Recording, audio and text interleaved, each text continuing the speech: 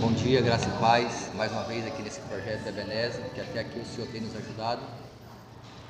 Nós somos gratos a Deus pela oportunidade que temos de falar das suas verdades, pela oportunidade que temos de falar com Ele e pelo privilégio que Ele nos deu de lermos as suas verdades, que é a sua palavra, que é a palavra de Deus.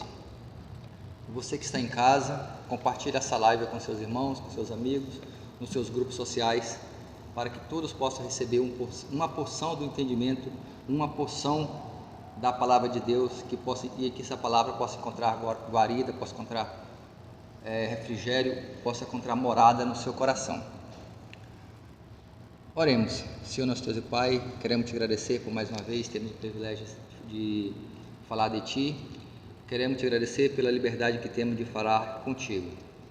Nós iremos falar um pouco das tuas verdades e que essa palavra não possa sair de mim, mas que possa sair com porção da tua sabedoria, da tua instrução. Quero que o Senhor me ensine a ser humilde a cada dia. Essa é a nossa oração, em nome de Jesus. Amém. Nós iremos falar um pouquinho sobre a vida de José. José, o filho da promessa. José, conhecido como José do Egito, o grande rei do Egito. Vamos conhecer um pouquinho dessa trajetória de José. Vamos fazer uma referência sobre a vida de José no capítulo 37 de Gênesis, de versos de 1 a 10, que fala quando José foi... uma introdução sobre a vida de José. Habitou Jacó na terra da peregrinação de seu pai, na terra de Canaã. Esta é a história de Jacó. Tendo José 17 anos, a sua trajetória começa ali com 17 anos, apacentava os rebanhos com seus irmãos, sendo ainda jovem, acompanhava os filhos de Bila e os filhos de Zilpa, mulheres de seu pai. Ora, Israel amava mais José que a todos os seus filhos, porque era filho da sua velhice, e fez-lhe uma túnica talar de mangas compridas. Vendo, pois, seus irmãos que o pai amava mais que todos os outros filhos, odiaram e já não podiam falar pacificamente. O verso 5: teve José um sonho, relatou a seu irmão, por isso o odiaram ainda mais. Pois lhe disse: rogo-vos, ouvi este sonho que tive. A José vai relatar o sonho no versículo 7. Atávamos feixe no campo, e eis que o meu feixe se levantou e ficou em pé, e os vossos feixes rodeavam e se inclinavam perante o meu. Então lhe disseram seu irmão: reinarás com efeito sobre nós, e sobre nós dominarás realmente? E com isso tantos odiavam por causa dos seus sonhos e de suas palavras. Verso 9: teve ainda outro sonho, eu referi a seus irmãos, dizendo: sonhei também que o sol, a lua e as 11 estrelas se inclinavam perante mim.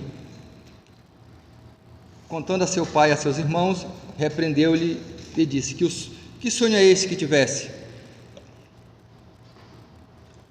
Irmãos, que nós percebemos algumas fases da vida de José. Mas na realidade, a vida de José começou bem lá atrás, quando José foi filho de Jacó, que Jacó era filho de Isaac, né? Então nós temos uma história lá, começa lá no verso 28, no verso 28 de Gênesis, quando fala sobre a história de Isaac, que pegou a bênção de Esaú, né? Pegou a bênção de Esaú, e que Esaú era o herdeiro da bênção, era o filho primitivo. E aí, então nós vemos que Jacó, ele saiu da casa do seu pai e foi para a casa do seu tio, que era uma petição de seu pai, para ele morar na casa do seu tio, Labão. E chegando lá, ele se enamorou de uma de suas primas, chamada Raquel. mas não teve o privilégio de... E esse sentimento custou muito caro para ele. Custou muito caro. Ele precisou trabalhar 14 anos para conquistar o pai dela, para que ela se tornasse realmente esposa dele. Primeiro ele trabalhou 7 anos para conquistar, na verdade era uma compra aí na realidade, né? Comprou, quando no pagamento ele recebeu Lia como pagamento. Quando no dia seguinte, após ter todo aquele ritual nupcial, não era a Raquel que era a mulher dos sonhos dele. Então ele teve que trabalhar mais 7 anos para que o pai entregasse Raquel para ele. Então nós já podemos ver toda uma trajetória aí que antecedia a história de José, de altos e baixos, de dificuldades. Conseguiu, com 14 anos de trabalho, ele conseguiu a Raquel como sua esposa, e Raquel era estéril, não conseguia gerar filhos. Mas Deus trabalhou no coração dela, deu entendimento, e no tempo certo veio José, o filho da promessa. Com as outras esposas que ele teve, Lia e as 2 servas, tiveram um total de 14 filhos, mas o filho da promessa era José, o qual mais tarde se tornaria um grande rei, um grande administrador do Egito naquela época. Com 17 anos, a Bíblia relata a sua história. Ele apacentava as ovelhas, ele era um adolescente que cuidava da propriedade do pai, ajudava seus irmãos a cuidar da propriedade do pai, que hoje também, inclusive, essa é uma idade muito interessante, que é a força da juventude, que temos que trabalhar muito bem nossos familiares, nossos jovens, que está com todo o gás. José só que tinha um pequeno problema, e esse problema nós herdamos. José, tudo que sabia, tudo que via e ouvia de seus irmãos, ele contava para seu pai. Trazia-se uma certa de fofoca, de conversinha de lá para cá.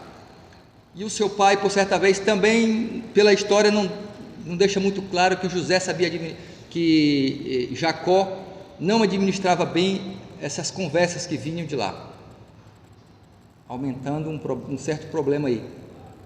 Nós, como administradores, nós, como responsáveis por um lar, devemos ter muito cuidado com esse tipo de situação, daquilo que um conta do outro, como eu vou interpretar, como eu vou ouvir, para que isso não possa causar uma contenda na nossa família, no nosso seio de trabalho.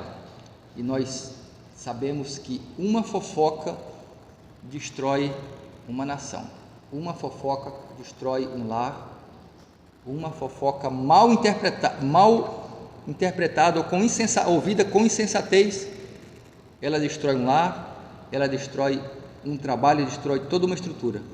Então precisamos estar atentos para o que ouvimos e muito mais atentos para aquilo que vamos falar. É mais prudente de nossa parte ouvir e não comentar nada sobre o nosso irmão, principalmente dele para uma terceira pessoa. Se você tem alguma coisa para falar de seu irmão, chega com ele, conversa com ele, porque de repente a situação que chegou até você não é igual àquela que realmente está passando, ok? E nós, como pais, devemos ter muito cuidado ao ouvir esse tipo de situações, para que não possamos colocar um filho contra o outro. Na Bíblia é muito claro essa situação de que foi criado ciúmes entre os irmãos, pelo fato que Jacó deixou transparecer que ele gostava mais de José do que dos demais irmãos. Isso a gente sabe que é difícil. E essa situação causou inveja, causou ciúmes e até um certo momento vontade de matar, de tirar a vida de José. que fizeram? Para não tirar a vida, jogaram ele do fundo de um poço, no fundo de uma cisterna, e custou caro para todos eles, para o pai, para a mãe, para os irmãos, inclusive para José. Isso aí custou caro. José ficou alguns dias lá nesse poço, nessa cisterna, como a palavra menciona, mas para não ser morto, Rubem, o irmão mais velho dele, falou: não vamos derramar o sangue do nosso irmão, não vamos sujar nossa mão com o sangue de nosso irmão, vamos vendê-lo. Venderam José, vieram os ismaelitas, e José foi vendido por 20 ciclos, né? Então assim, olha a trajetória. Ele tinha uma vida estável no seio da sua família, junto do seu pai, trabalhava, era amado pelo pai, chegou a certo ponto, foi odiado pelos irmãos. Irmãos, isso é presente em nosso meio também. Nós somos amados pelo Pai Criador, mas muitas vezes somos odiados por quem está ao nosso redor. Odiado. E tem uma palavra chamada inveja. É um grande causador, é o grande destruidor de amizades, de lares e de crescimento profissional. José foi vendido por uma quantia de 20 pratas. Alguns estudiosos falam que o preço de mercado de um escravo na época era 30 pratas. Então José foi vendido abaixo do preço de mercado, foi vendido por 20 pratas. Mas por que assim? Porque Deus tinha um propósito para José. Ele estava preparando José para que mais tarde se tornasse um grande homem. Será que você não está passando por problemas e você não parou para pensar o que Deus está querendo dizer para você através desse problema? Aonde Ele quer te levar? O que Ele quer te mostrar através desse problema? Essa pergunta cabe a você e cabe a mim. Será que Deus está me deixando passar por esse problema para me apresentar algo melhor e eu estou blasfemando contra Ele? Por que será que eu estou passando por isso, Senhor? Por que o Senhor está deixando eu passar por isso? Talvez não é essa palavra que Ele quer ouvir de você. Ele quer ouvir a sua humildade, o seu entendimento para interpretar o porquê você está passando por isso aí e que Ele está contigo, como Ele esteve com José em todas as fases da sua vida, inclusive quando ele estava naquele poço, que era muito fácil abandonarem ele ali, era muito fácil matarem ele ali, mas Deus colocou naquele caminho os ismaelitas, que poderiam ser outros, mas Deus colocou, como Deus tinha um propósito na vida dele, colocou os ismaelitas para passarem naquele caminho, os ismaelitas que iriam vender aromas, incenso lá para o reinado do Egito, compraram José por um preço abaixo do mercado. De repente você foi comprado, não foi pago 30 pratas, 200 pratas por você, foi pago um sangue por mim, foi pago um sangue por você na cruz. Esse sangue tem um preço e nós vamos pagar esse sangue. Jesus foi vendido a Potifar. Quem era Potifar? Potifar era um grande general que cuidava da segurança do reinado do Egito, né? Do grande faraó. Quem era Faraó? Faraó era um grande rei da época, do Egito, e que naquela época o governo era monarquia, era o meu pai que era o rei e vinha descendo a sucessão. Então não tinha eleição como nós temos hoje no presidencialismo, era monarquia, ia passando de geração em geração, não tinha como escolher quem eu quisesse, já estava estabelecido que era aquela linhagem que seguiria o reinado no Egito. E assim sucedeu. Pela trajetória que Deus tinha traçado para José, ele foi comprado por Potifar, que era o que cuidava da segurança do rei, do reinado. Potifar levou José para trabalhar com ele. Um rapaz muito astuto, inteligente, de boa formosura, e a sua beleza provocou na esposa de Potifar interesses por ele. Mas ele fugiu da aparência do mal, custou caro para ele, foi preso,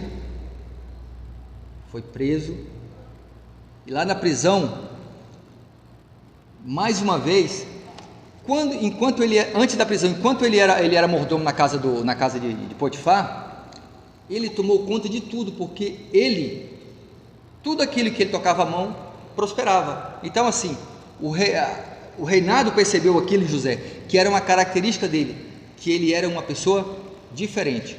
Nós podemos ser diferentes no nosso trabalho, podemos ser diferentes na nossa casa, podemos ser diferentes onde estivermos, depende de nós.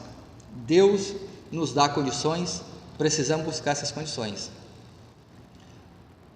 Então percebia que tudo que ele tocava prosperava, então ele tomou parte, ele cuidava de tudo que estava na casa no palácio do rei, inclusive da alimentação do rei. Então tudo ele tinha autoridade, ele tinha autonomia para administrar. Ele era o mordomo, ele era o administrador de tudo. Quando nisso aí despertou a curiosidade da esposa de Potifar, que ele fugiu e culminou na prisão dele. Lá na prisão, também mais uma vez ele teve um cargo, teve uma responsabilidade na prisão, né? O carcereiro passou alguma responsabilidade para José, porque percebia que tudo aquilo que ele fazia prosperava, e ele era um jovem de confiança. Por sua vez, tiveram dois que foram presos lá com ele, que era o padeiro e o copeiro.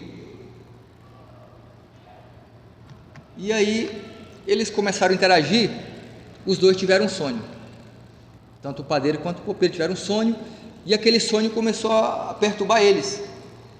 José perguntou o que se passava, e José falou para ele que os sonhos porventura não era entendimento de Deus. E eles contaram esse sonho. O copeiro contou o sonho para José, que tinha se passado, que ele tinha visto 3 galhos, e que mais tarde que tinha caixas de uva, e que ele esmagava essas uvas e servia para o rei.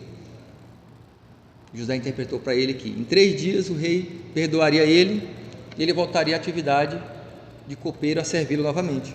Já o padeiro contou um sonho diferente, achava que o sonho também teria a mesma grandeza que o sonho que o copeiro teria passado. E na realidade ele tinha 3 feixes sobre a cabeça, e que esses feixes os animais comiam os pães. Na tradução de José, que ele seria em 3 dias ele seria morto, e os animais comeriam a sua carne. Então, assim, nós vemos situações bem distintas, mas nós podemos ver também que José foi traído mais uma vez. A inveja, ele pediu para o copeiro: quando estiveres lá com teu rei, com o chefe, lembra de mim. Isso aí custou 2 anos, né? 2 anos José preso lá, para ele comentar sobre José. Então o que acontece? O que nós podemos ver sobre isso aí? Nem todos aqueles que nós iremos ajudar vai voltar para agradecer. Nem todos aqueles que nós pedimos favor vai nos prestar um favor. Nem todos aqueles que nós ajudamos vai nos ajudar. É a lei do retorno. Eu acredito muito nessa lei do retorno por esse viés aí. Mas na Bíblia, em vários momentos nós vemos essa situação. Nem todos aqueles que foram ajudados voltaram para agradecer. E José teve essa situação. Ele ajudou o copeiro na tradução do seu sonho e pediu somente: lembra de mim, avisa para o rei que eu estou aqui. E ele não lembrou. Nós vivemos isso aí o tempo todo e às vezes nós sentimos amargurado. Mas fulano fez isso comigo, tanto que eu pedi. Irmãos, não nos enganeis com este mundo. Isso pode ser inveja ou não. Inveja faz parte da vida do homem, faz parte do ser humano. A inveja mata, destrói. A inveja separa, afasta. A inveja nos faz pecar contra Deus. Infelizmente, a inveja mora em nossos corações. Infelizmente. Mas nós conseguimos dominá-la. A palavra de Deus nos exorta. Deus nos dá essa sabedoria para administrarmos essa palavra chamada inveja, porque na realidade é uma das características do ser humano: ser invejoso, ser ambicioso. Mas Deus pode te livrar dessa situação. Irmãos, José, eu posso analisar a vida dele em 3 fases. Na adolescência, enquanto cuidava estava em casa cuidando das coisas do seu pai, foi no fundo do poço, saiu. Nessa trajetória Deus estava preparando ele desde a sua juventude. Ele teve os ensinamentos do seu pai, a sua família, foi traído inclusive por seus irmãos, foi jogado no fundo do poço, depois foi vendido pelos ismaelitas, foi comprado. Deus colocou, ele foi para um local de venda, de comércio de escravos. Deus colocou no coração de Potifar para comprar José, porque ele tinha um propósito na vida de José. Deus tem um propósito na sua vida, Deus tem um propósito em nossas vidas. Bastamos nós entendermos qual é o propósito. Deus tem o melhor para você, Deus tem o melhor para nós. Ele está de braços abertos para te abraçar, para te aceitar. Basta você chegar a Ele. Ele está o tempo todo te aguardando. Nós aqui saímos da presença dEle, mas Ele está o tempo todo nos aguardando aqui para a hora que precisarmos dEle. Nós vamos dar continuidade desse estudo em outra oportunidade. Vamos falar sobre a outra fase da vida de José, a fase em que ele revela os sonhos do rei e que chega ao grande reinado do Egito. Nós somos gratos a Deus por essa oportunidade, somos gratos aos irmãos aqui presentes, e que faça a aplicação das palavras da vida de José, os ensinamentos que nós podemos ver sobre José na sua vida. A história de José começa lá quando a gente quer fazer uma analogia mais profunda da vida de José, lá em Gênesis 28, mas assim, de José em si começa a partir do capítulo 37 e vai até o capítulo 50 de Gênesis, quando finaliza o livro de Gênesis. Você possa estar lendo em sua casa, possa estar refletindo, possa estar entendendo o que Deus quis falar para José. De repente você possa entender o que Deus quer falar para você também. Essa é a nossa gratidão, essa é a nossa oração, em nome de Jesus. Amém.